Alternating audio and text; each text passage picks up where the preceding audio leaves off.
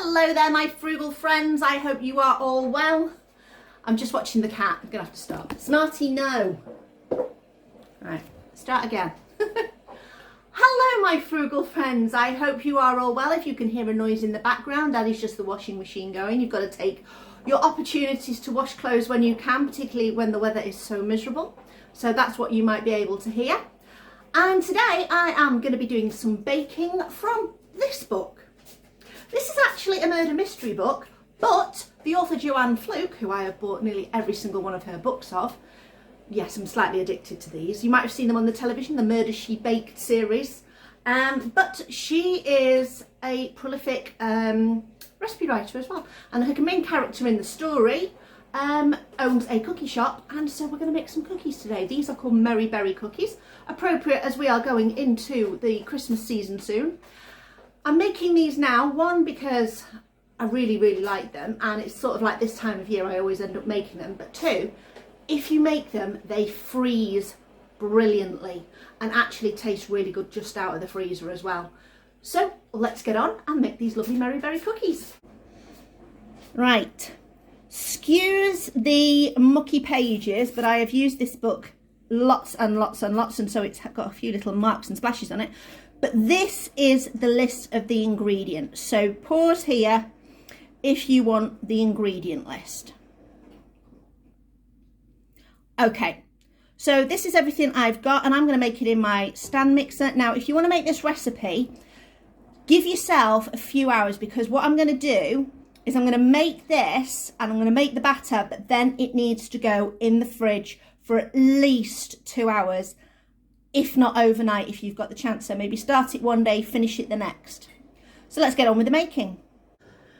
Okay, I've got all the ingredients that we need ready, so we're going to start mixing and pouring. So we're going to start off with 1.5 cups of melted butter.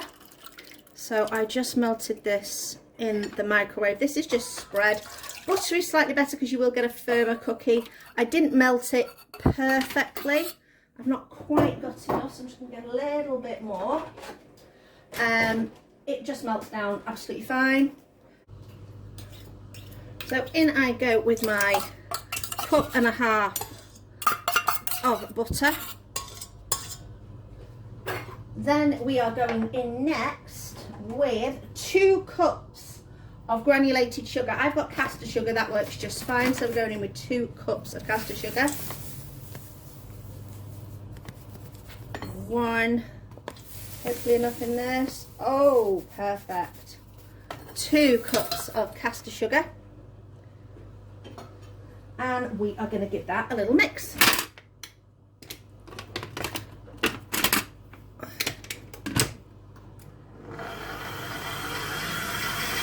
Once mixed, we are going to add in 1/2 cup of jam. This jam is quite runny because I have slightly warmed it in the microwave, so we can pour that in. Get a spatula and scrape it all down. There we go. And give that a little mix.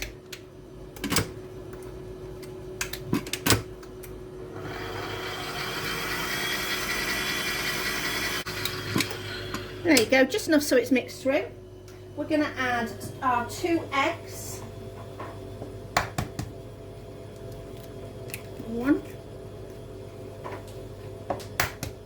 2. And give that a mix again. You're going to mix after each ingredient.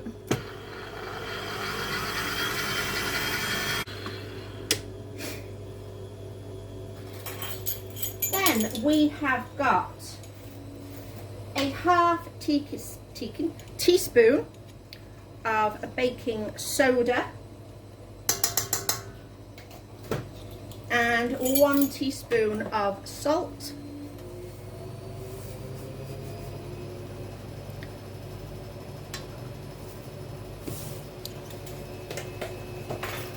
Mix again.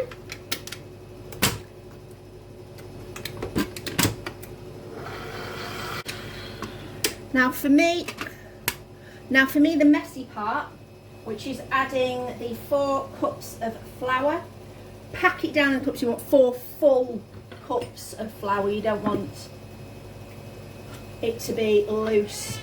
So you want 4 very full cups. Don't sift the flour. So 1.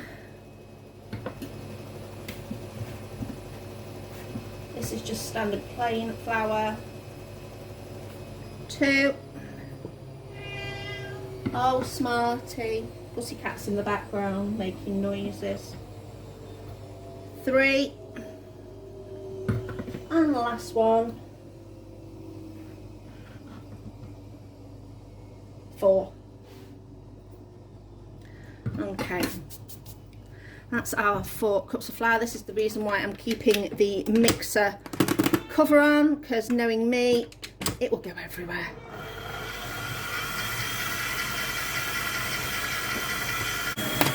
Okay, that's nicely mixed. You've got quite a loose mixture at the moment, but like I say, this is going to go in the fridge for at least 2 hours, if not longer, which will give your butter a chance to set back up, which will help create the firm cookies. And we are just in time for the washing machine to go into the spin cycle, so I will get on and get this in the fridge. Okay, we're on the next day. I've got everything I need ready. I will show you my mixture. So this is, as you can see, nice and firm. So that's all ready to go. So that was in there for overnight. So in addition to that, I've got my jam to go in the middle of the cookies. I've also got a plate that's got some sugar on, because we're going to roll them in sugar first. I've got my trays to put them on. I've even got a pizza tray, because I've got an extra shelf in the oven, so I think putting them on a pizza tray would mean I can utilise all 3 shelves. I've even got scales, because my sense of how much I have got in my hand will vary. So I like to do scales so that I've got sort of, you know, I can roughly work out that I've got maybe a 2 or 3 gram difference. So we're going to start. So the easiest thing to do is you get a ball of your dough, roll it like that. Just going to give it a quick weigh just to make sure. This gives me my starting point. So we are on 26 grams. So as long as I'm roughly that's great. Roll it in the sugar. Pop it on the tray. Press it down slightly. Put your little thumbprint in. And then put a little blob of jam. And that's it. Simple as that. So I'm going to carry on finishing those. You don't want to watch me do that for 36 potential ones. So I will show you them done when I've done all my trays. So what I've done here is I have just grabbed a load and weighed them out, and then I'm going to do the assembly line of, so I've got all these already, and now I'm going to roll them all into balls, then I'm going to do them all, and then I'm going to jam them all. Just makes it a little bit easier. So this is what they look like on the tray. Don't flatten them down too much, because they will spread in the oven, and they're going to go in the oven at 160 fan, 180 on a normal oven. And if you have an F, it is 350. So there we go. They're going to go in the oven, and I'll show you them when they're finished. Okay, these took just over 12 minutes, about 14 minutes in my oven. I did give them a little bit of a spin part way through. Yes, you can see there they spread, so they will stick together. You might get the odd 1 or 2 stuck together, but they're fine. Leave them on the tray for a couple of minutes just to cool slightly before you start to remove them with the spatula. There we go. Very nice. And then I'm just going to pop them on a wire rack to cool.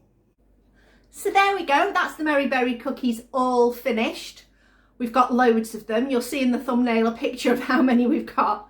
I've still got a few trays just finishing off in the oven, so I'm pretty much done. And I'll give you a couple of hints and tips.